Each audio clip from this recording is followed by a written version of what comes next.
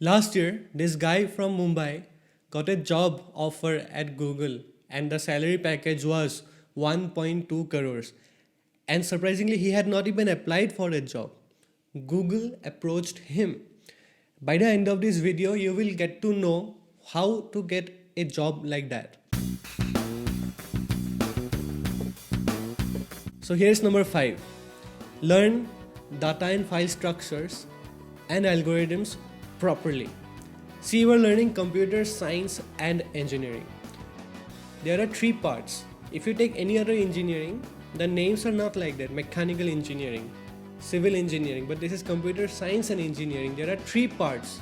Along with computer and engineering, there is also a science part. So in your syllabus, you'll get to see a lot of subjects which you might not actually understand, like theory of computation and compiler construction, data and file structure, algorithms, and you might think, why do I need these when all you need to know is programming? But that is not true.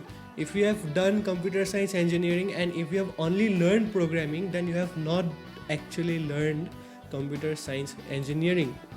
What you need to do is learn all of these subjects in detail, learn compiler properly, learn TOC properly, DFS algorithms, learn all of this properly, and then you have a shot at a good career. Because if you sit in a proper interview, they will not ask you questions about programming at all. Almost they will mainly ask you about algorithms, about database management systems, about file structures. All of these questions are what they're going to actually ask you. Here's tip number 4. Take your projects seriously. You are going to get projects in your 5th, 6th and 7th semesters. But what I'm going to say is, do projects from the first year itself. I know this might sound much, but the experience that you are going to get by doing all of these projects over the years is unparalleled. I learned most of the things from the projects that I did, and I did my projects on a variety of things, not just programming languages. My final year project was an operating systems project, which I combined with Internet of Things. Together, I got to learn a lot, and the best thing is I did that entire project by myself. I did not have any teammates. So the important thing here is do the projects. You can either get a team of like-minded people who are going to work as much as you, because if you learn in a team, you are going to learn much more.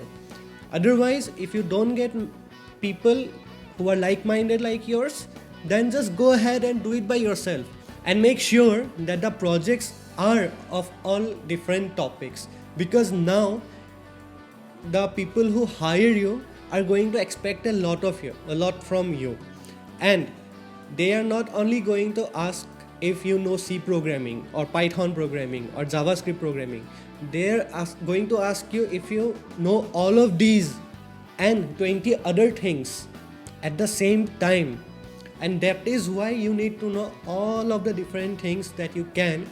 And the only way to master all of these topics is to make sure that you have done a project on them. If you haven't got an idea, go to your teacher or find a mentor who will guide you as to what projects you can do or what you should do. Which brings me to the 3rd tip. Talk to your teachers after the class.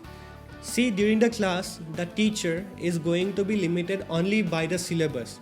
He is not going to talk much more apart from what is there in your syllabus, and that's all he is going to talk about. But in the real world, you are not going to be limited by your syllabus, because you need to learn way more than what is there in the syllabus. So just go to the teacher after the class. No need to butter him up or anything. He is your teacher, he or she is your teacher, and they are going to help you. Even if it is not much of a cooperating teacher, then go to another one. What you learn from them, the life lessons that they can give you, the insights that they can give you are going to be very useful. Also, try to find mentors from your seniors or those who are actually doing good jobs in computer science, and or even people who are doing business in computer science and all of these, just talk to them, learn from them as much as possible, learn the life experience that they can impart on you, and that's going to be really useful. It has been really useful to me because I have gone and talked to my teachers after the class or at any time when they are free by their convenience, and they have always guided me a lot. Much of what I am right now is not by the things that I have learned in the classroom, but what I have learned from the same teachers outside. So here's number 2. Make sure you have not wasted your time in trainings and internships. Am I saying don't do trainings and internships? No, they are important part of your engineering career. You have to do a lot of trainings and you have to do a lot of internships as well. What I'm asking you to do is discriminate between the good ones and the bad ones. You will get to see some trainings and internships where they will say कि you do the training with us, we'll give you 15 days internship certificate. Do not do it there. We'll actually see some companies which will give you training and internship at the same time, and all you need to do is sit for the classes during the training and they'll just give you the internship certificate at the same time. That is going to be bad. You are not going to learn anything, you will be wasting a lot of time and you will become lazy. No 1.2 crore for you. So what you need to do is make sure from your seniors, from your friends, from Google reviews and everything, that the company where you are training, where you are learning the thing that you are going to learn, that company actually teaches good, because that experience is going to be very important to you. The experience is everything. Make sure that you have not wasted the time doing training in a company which just has the name but doesn't have the resources to make sure that you have learned properly. Speaking of internships, you are not supposed to pay for them. Internships are supposed to be free. What happens during internship is they will give you some work and you have to accomplish the things that they have asked you to do. Internship is supposed to be an emulation of a job. You will be doing the work, but either you are not getting paid or you are getting paid something as a stipend, which is going to be low, but just take that thing because you are getting work experience without actually having the entire responsibilities of doing a job, like paying taxes or all the paperwork.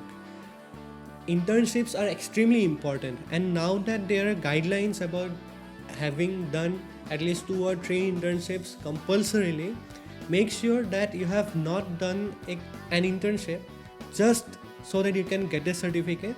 Make sure that you have done the internship so that you can learn something. Learning is the main thing here. If you pass it by easily now, you are not going to get it easily later on. You are not going to get the 1.2 CR later on, no matter what. So you have to do really well.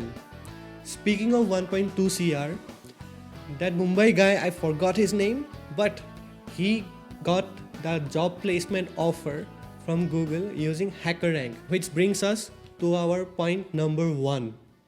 But before we come to our final point, do check out trustnetics.com/training.